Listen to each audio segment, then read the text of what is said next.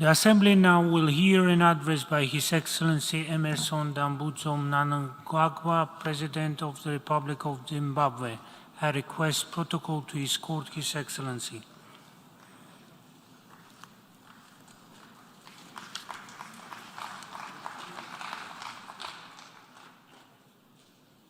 On behalf of the General Assembly, I have the honor to welcome His Excellency Emmerson Dambudzo Mnangagwa, President of the Republic of Zimbabwe, and to invite him to address the Assembly.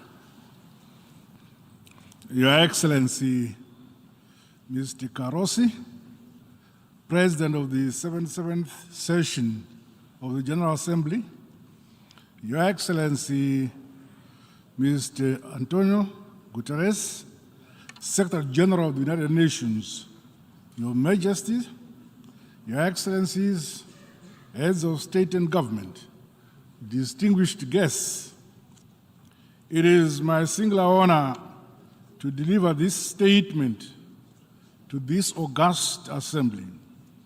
Allow me to congratulate you, Mr. President, on your election as the President of the 77th Session of the United Nations General Assembly.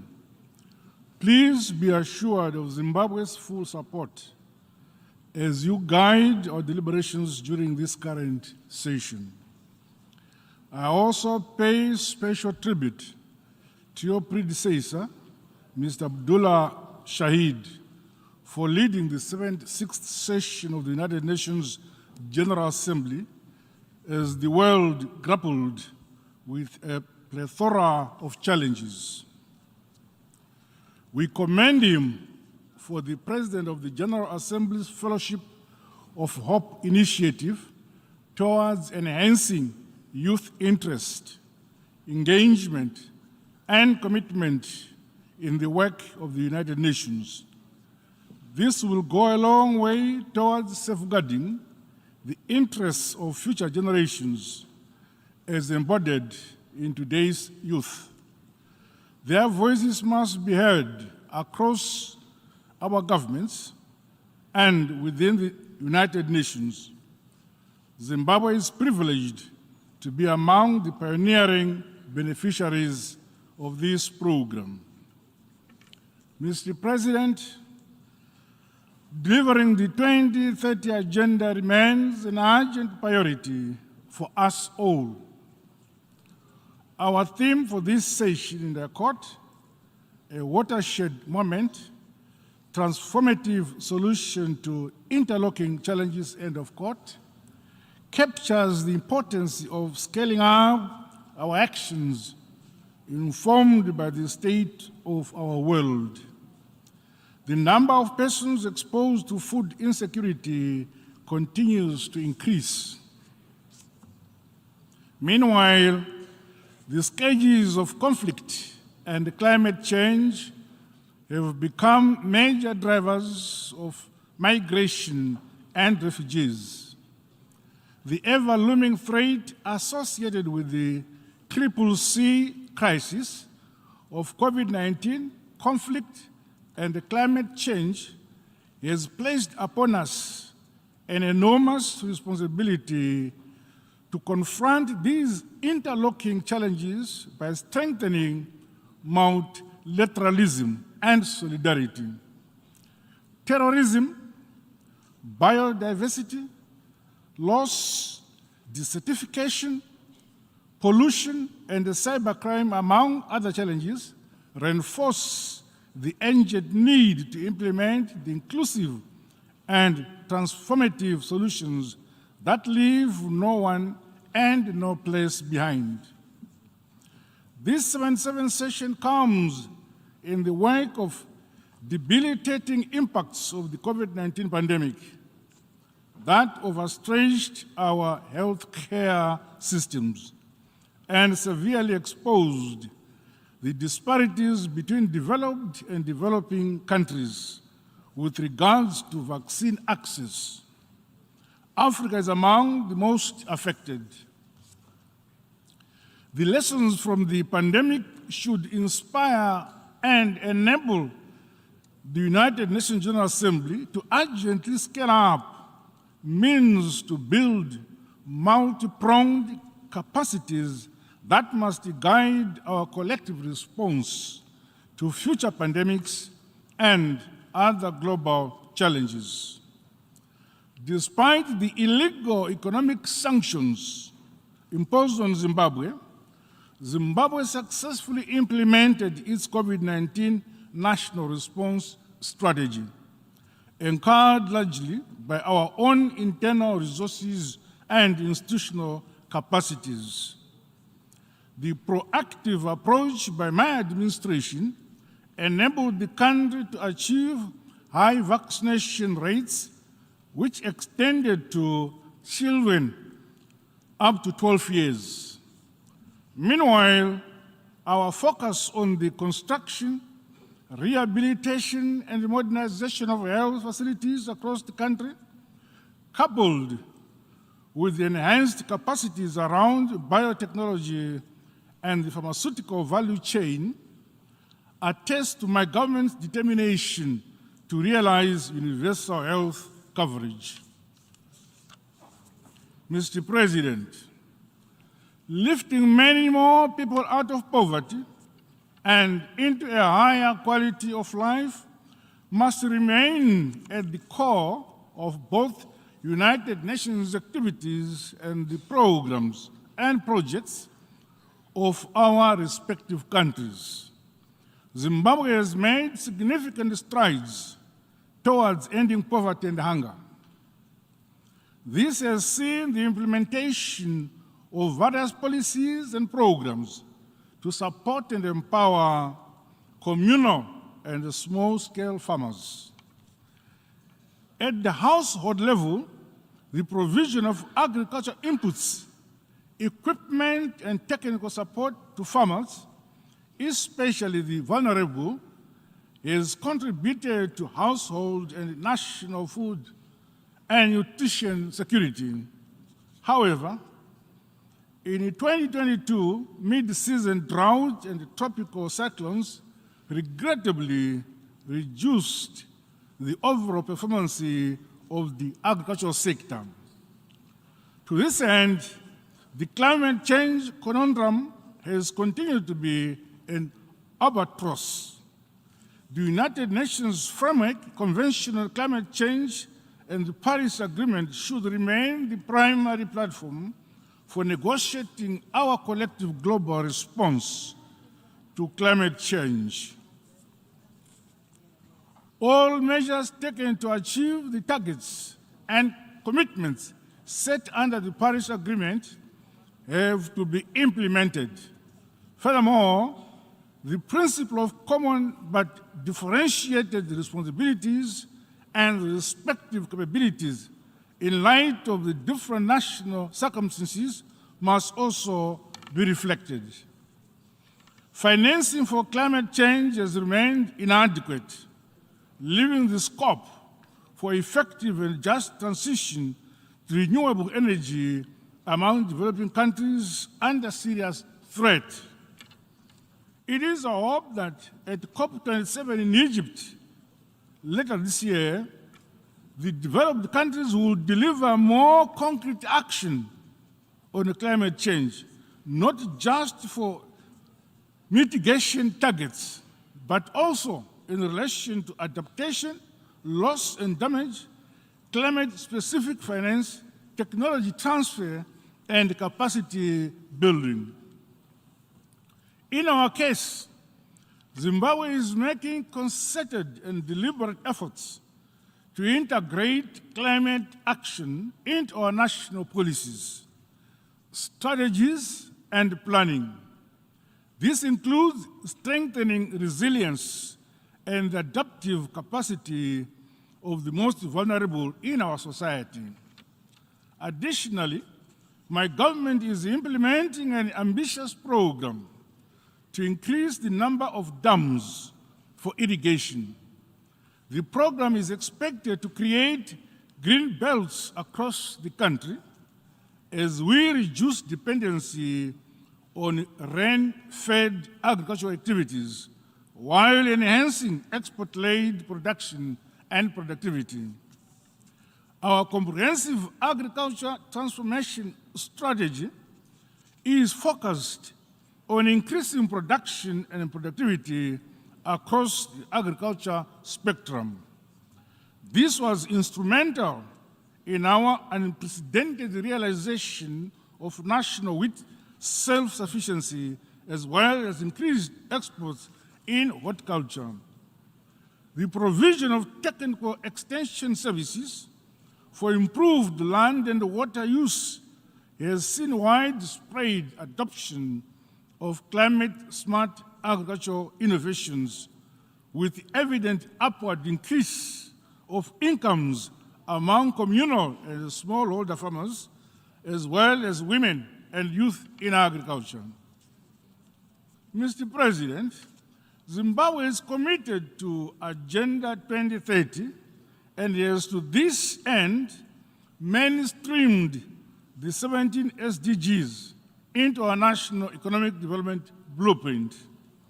The National Development Strategy, we acknowledge the support of the United Nations in the alignment of this strategy to the Sustainable Development Goals. Economic reforms have been implemented, resulting in significant progress in sectors such as agriculture, manufacturing, mining, and tourism. Our Zimbabwe is open for business mantra has fostered a strong partnership between the government and the private sector for inclusive and sustainable development. Massive infrastructure development projects, which include the dams, energy plants, and the roads, have broadened our national economic asset base, as well as production and productivity enablers, while enhancing regional connectivity and integration. The current global financial architecture has demonstrated its inadequacies to address the challenges that confront us. Increasing and unsustainable debt burden, prohibitive cost of borrowing, illicit financial flows, and exploitation of natural resources from developing countries have all combined to relegate developing countries to the periphery of the global financial system. There is therefore need for a global financial system which is just, more inclusive, and responsive to the challenges we face. Equally, the international trade architecture under the World Trade Organization has remained largely exclusive and indifferent to the needs of developing countries. The African Continental Free Trade Area is thus expected to be the panacea for Africa to trade and stimulate economic growth and development. The AfCFTA must be complemented as we strive to improve production and trade in goods and services.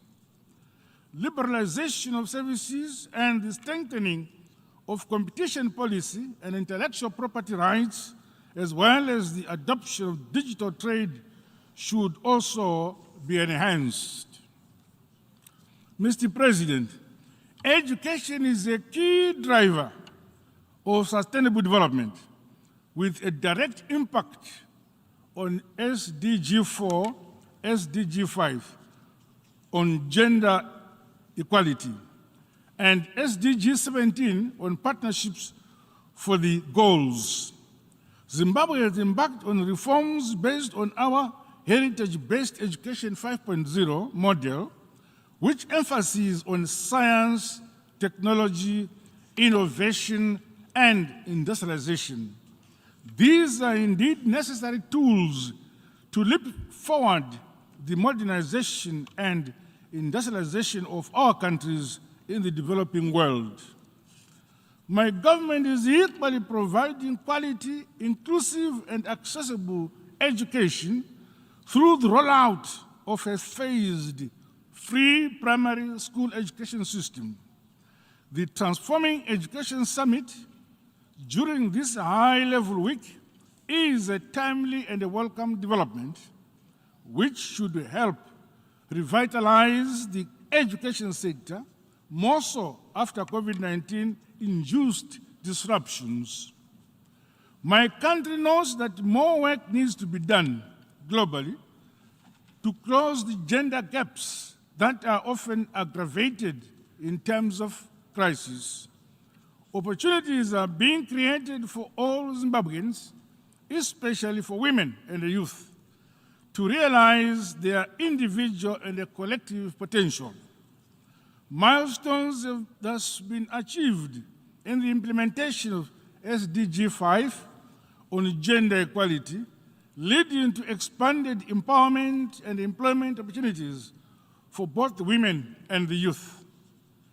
The proportional representation for women in Parliament is enshrined in the Constitution. Under my leadership, Zimbabwe has legislated reserved youth seats in the National Assembly. To further strengthen participatory democracy and good governance, my government has introduced a 30% quota for women in local authorities.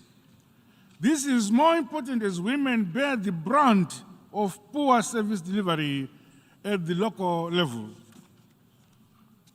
The establishment of gender and youth focal desks within government ministries has helped to mainstream the issues of young people, particularly young women. Mr. President, sustainable socio-economic development is an indispensable imperative for the enjoyment of the fundamental rights of any people.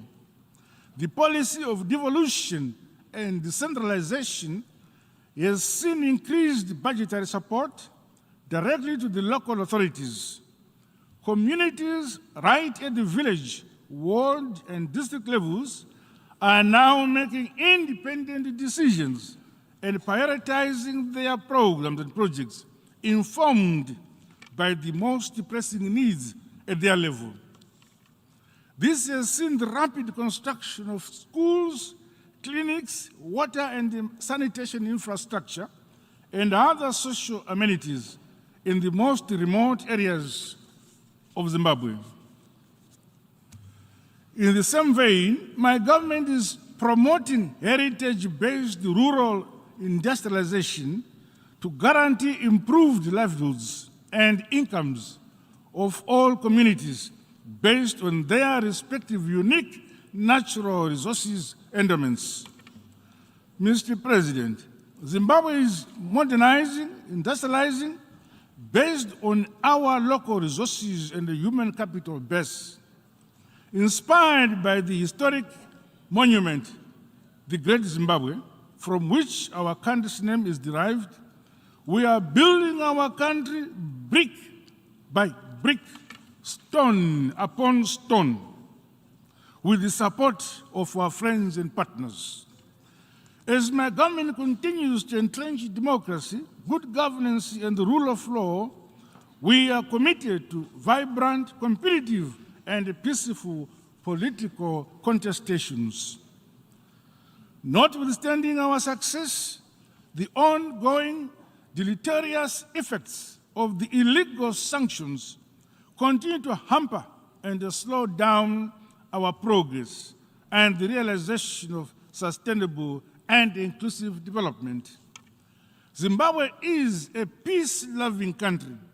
We remain indebted to the SADC region and the African Union, as well as other progressive members in the Committee of Nations, for their unwavering support and calls for the removal of these unwarranted and unjustified sanctions on Zimbabwe.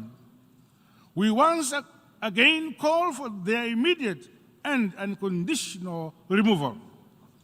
My country welcomes the findings of the United Nations Special Rapporteur on the negative impact of the unilateral coercive measures on the enjoyment of human rights who visited Zimbabwe in 2021.